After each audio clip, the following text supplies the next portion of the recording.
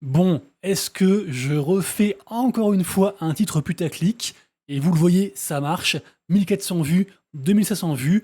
Est-ce que je redis que j'avais raison puisque je pressentais, on va dire, un petit dump sur le marché et c'est ce qui arrive? Évidemment, je ne suis pas devin.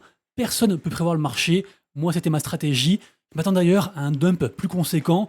Peut-être revenir aux 114 000, 115 000 côté Bitcoin. À voir. Avec donc une petite correction sur les altcoins d'environ, je sais pas, 15-20% encore par rapport à ça. Ça n'empêche que je trouve que la théorie de tous les altcoins ne pètent pas en même temps se vérifie. Hier encore, on a eu un ATH de la part du BNB à 809 $, assez incroyable. Également aussi, on a eu l'ATH du Pengu qui est monté à 0,046, un machin comme ça. Le Pengu, j'en parle quasiment tous les jours. Je pense que beaucoup en ont marre. Mais force est de constater que c'est un des altcoins, un des mêmes coins les plus solides de ce cycle pour l'instant, et moi j'y crois très fort. Également, leur collection NFT explose tout, encore un plus 8% aujourd'hui, et un floor price à 16,4 ETH pour la collection principale, et je sais pas si c'est parce que ils ont fêté leurs 4 ans hier, mais on a eu une vente incroyable, ce Pudgy avec la couronne glacée qui s'est vendu à 120 Ethers, et en général côté NFT, quand on a un retour des gros achats qui sont bien au-delà du floor price, c'est bon signe. Et également aussi pour retourner aux crypto, troisième crypto qui a fait son ATH hier, la crypto Rect. C'est un projet que j'aime beaucoup. Alors je sais pas si vous en rappelez, mais j'en ai parlé pas mal de fois parce que à la base, cette crypto Rect, ce groupe Rect, à la base donc c'est une collection NFT qui est juste ici, Rect Guy, qui d'ailleurs fait un plus 25% aujourd'hui, avec un floor price à 0,8 ETH, assez incroyable. Et donc, j'allais dire, en fait, Rect Guy, après, c'est répandu sous la forme de différentes structures, notamment une qui marche très bien, qui s'appelle Rect Drink, une marque donc de boisson. Là, ils ont annoncé un partenariat avec Binance US pour donc la prochaine saveur qui vont sortir. Et je pense que c'est pour ça que Rect, du coup, a pris du coup pas mal depuis hier.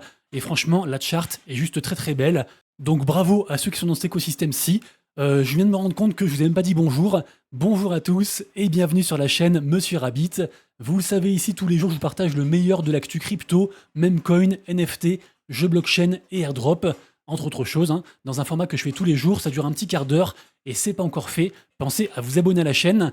J'espère aussi que vous entendez pas les travaux. Ils sont en train de faire un raffut pas possible. Et donc j'espère que ça n'entache pas la qualité de la vidéo. Ensuite, toujours côté memecoin, je voulais vous parler du Fati. Je sais pas si vous êtes rentré comme moi dans la pre-sale. Ça fait, je crois, limite un an. Enfin, ça fait tellement longtemps qu'on attend que la crypto sorte. Le Fati, c'est un meme coin. C'est aussi un bot de trading. C'est pas mal de choses. Un jeu aussi, un play to earn. Bref, tout ça pour dire qu'ils ont sorti une vidéo. J'ai pas eu passer il y a 3-4 jours. Et en fait, c'est un update sur tout ce qui se passe sur l'écosystème, notamment aussi la pre-sale qui a sold out, leur campagne de airdrop et la stratégie pour le TGE, donc pour la sortie du token, qui devrait arriver bientôt. Et donc, affaire à suivre. Également si autre token qui marche très très bien actuellement, le Rabbit, notre token. Nous sommes 411 holders, market cap à quasiment 100 000. Franchement, c'est juste fou. Alors je sais que certains n'aiment pas que je parle de ce token, d'autant que c'est moi qui l'ai créé, donc on pourrait se dire que c'est un peu bizarre et que je vais me faire de l'argent sur votre gueule. Mais rassurez-vous, d'ailleurs j'ai fait un long tweet hier, ça faisait tellement longtemps que j'avais pas fait un tweet aussi long. Tout ça pour dire que j'ai burn tous les tokens que j'avais. Donc il m'en reste pas un. En vrai, si, il m'en reste parce que j'en ai acheté moi-même, du coup, avec mon compte et mon propre argent toujours, hein, donc sur le market ce matin pour 100 balles. Mais tous les tokens que j'ai pu avoir en créant ce même coin, j'ai tout burn. J'ai fait donc ce tweet pour expliquer tout ça dans la transparence la plus totale. Et je sais que c'est pas un truc auquel les gens sont habitués. Mais écoutez, c'est moi, je suis comme ça. Et d'ailleurs, quand je fais les vidéos, j'ai pas de script ou quoi. J'apprends les projets juste avant et après je vous les restitue, suivant donc ce que je pense au moment où je le pense. Et j'espère que c'est aussi pour ça que vous aimez cette chaîne. Bref, allez jeter un œil.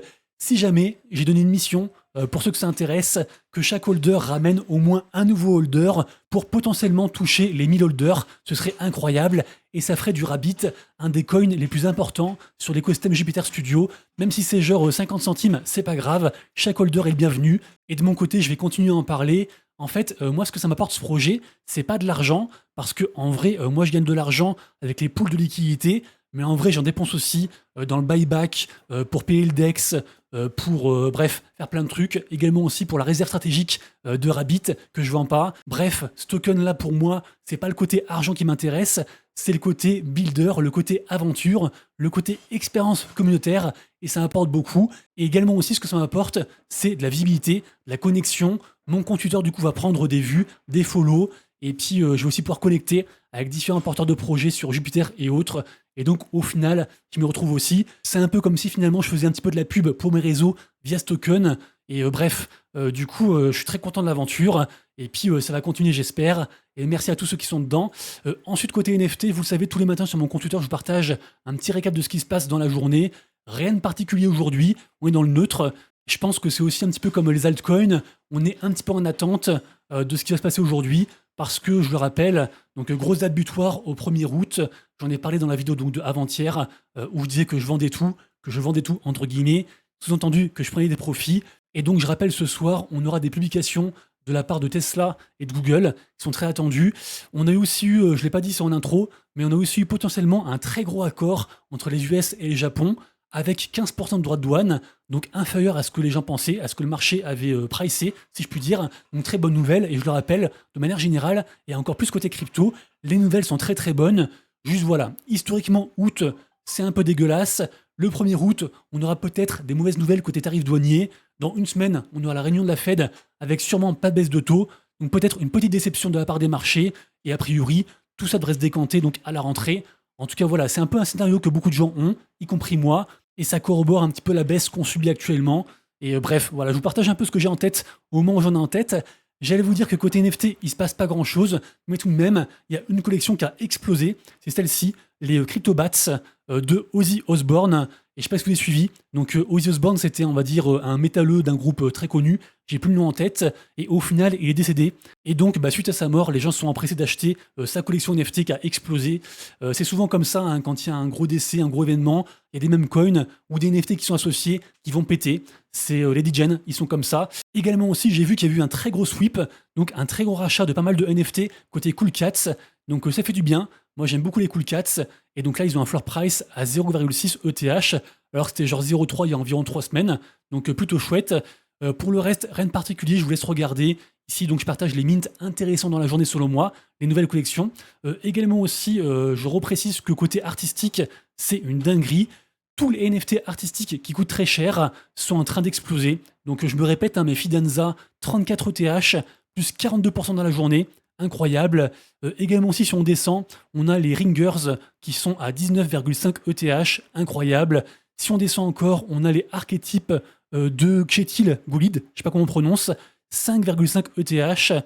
Plus bas encore, Meridian par Matt Deslauriers, 4,4 ETH, plus 75%. Bref, l'art NFT, regardez-moi ça encore, 66% et 25 Ether. Alors je ne sais pas si les gens en profitent pour blanchir de l'argent, j'en sais rien, mais l'art NFT s'arrache à des prix d'or actuellement. C'est une vraie dinguerie. Ensuite, qu'est-ce que j'allais vous dire? Ah oui, alors je sais pas si la vidéo sortira avant, j'espère que oui, parce que là il est 16h. Rappelez-vous, j'avais parlé de ce projet, le projet Addicted, qui fait suite au projet Infected, qui était un mix, on va dire, entre la social faille sur Base et puis aussi un jeu en mode play to earn. Et donc Addicted, pour s'inscrire, avant donc que cette grosse expérience commence, eh bien, il faut le faire avant 18h. Et donc j'espère que la vidéo sera sortie avant, et comme ça ceux qui ont loupé pourront le faire, c'est gratuit hein, pour s'inscrire évidemment. Ensuite côté gaming, hier j'ai parlé de Arise, le MMO de Cross the Edges, et j'ai fait un tweet ce matin, parce que j'ai été contacté par la team Mocaverse pour offrir des codes à la commu. Donc j'ai pas mal de codes à offrir, il m'en reste je crois une quinzaine, un truc comme ça, et c'est grâce à ce code qu'on peut donc accéder à ces playtests fermés numéro 2. Et donc pour cette partie-ci, je le rappelle, il y a 12 500 $ à gagner, donc 12 500 pour ceux qui ont les NFT Cross the Edges, et 12 500 pour ceux qui ont donc ce code en partenariat avec Mocaverse. Si ça vous intéresse, je vous invite à aller voir la vidéo d'hier, à consulter aussi cet article, et puis bien sûr à rejoindre mon Discord, c'est là-bas que je vous les offrirai. Donc soit sur Discord, soit sur Twitter. Je le rappelle, mon Discord est gratuit, ouvert à tout le monde. Également aussi, gros token qui a bien pété. Alors c'est pas un même coin, mais on pourrait presque le croire, c'est le SLP. Pour rappel, le SLP, c'est un des deux tokens de l'écosystème Axie Infinity. Donc là, c'est le token en fait qu'on gagnait à l'époque et qu'on gagne encore quand on joue au jeu. Un peu le token, on va dire aussi utilitaire, alors que l'AXS, c'est plus le token de gouvernance. Et le SLP a fait un plus, alors là, marché à retracer, mais en gros, il avait fait un plus genre 70%. Donc j'ai pas vu la news, mais je le rappelle, on a le MMO Axie qui va arriver très bientôt, dans quelques jours, et moi c'est pour ça que j'avais acheté, alors pas du SLP, malheureusement j'ai loupé le coche, mais moi j'ai pris du AXS il y a environ une semaine ou deux, donc en prévision d'une potentielle très belle news, à voir ça augmente, je l'ai stacké en attendant, à genre 15% d'APR, et puis affaire à suivre. Également aussi à surveiller l'écosystème Ultra US. Alors je sais pas si vous vous en rappelez d'Ultra US, c'est donc un projet, d'ailleurs c'est français, hein, Ultra US, et en gros c'est un projet qui vise à concurrencer Steam, à faire une sorte de Steam version Web3, et aussi à tokeniser les jeux. Et donc un projet très intéressant, qui était très hypé à l'époque, et au final là quand on regarde un petit peu le token, franchement ça fait flipper, mais là j'allais dire bonne nouvelle, puisque donc Ultra propose un grant, donc on va dire des récompenses à hauteur de 1 million de dollars aux développeurs qui vont donc construire des choses sur Ultra, des choses donc innovantes, etc. Et voilà, donc je trouve que c'est une belle initiative. Est-ce que ça va suffire à ce que Ultra US revienne? J'en sais rien. Ça fait partie pour moi des projets qui ont une très bonne idée, mais qui ont un marketing désastreux. Et malheureusement, dans le Web3, le marketing, les connexions, ça fait tout. Et pour terminer, je vous parle de ce projet-ci, le projet Castle of Blackwater. C'est un projet gratuit qui sort aujourd'hui. Donc c'est un jeu en 2D d'action. Donc quelques images, hop, actuellement à l'écran pour vous. Ça marche? Ouais, c'est bon, ça marche. Ok, ça marche. Alors j'allais dire, je sais pas s'il y a du earn. Pour l'instant, la hype est légère. Mais voilà, le free-to-play sort aujourd'hui. Ça a l'air cool, ça a l'air intéressant, donc j'en parle. Et après, vous vous débrouillez avec ça. Comme d'hab, tout ce dont je parle, vous avez tous les liens juste en dessous en description. Et après, c'est à vous de faire vos recherches. Le jeu est donc disponible sur Steam pour ceux que ça intéresse. On arrive à la fin de la vidéo. J'espère que ça vous a plu et que je vous ai apporté un petit peu de valeur. Si c'est le cas, pensez à soutenir en likant, en partageant, en vous abonnant à la chaîne et en commentant. Merci à tous. Rendez-vous demain. Et d'ici là, comme toujours, prenez soin de vous, de vos proches et de vos wallets. C'était Monsieur Rabbit. Ciao.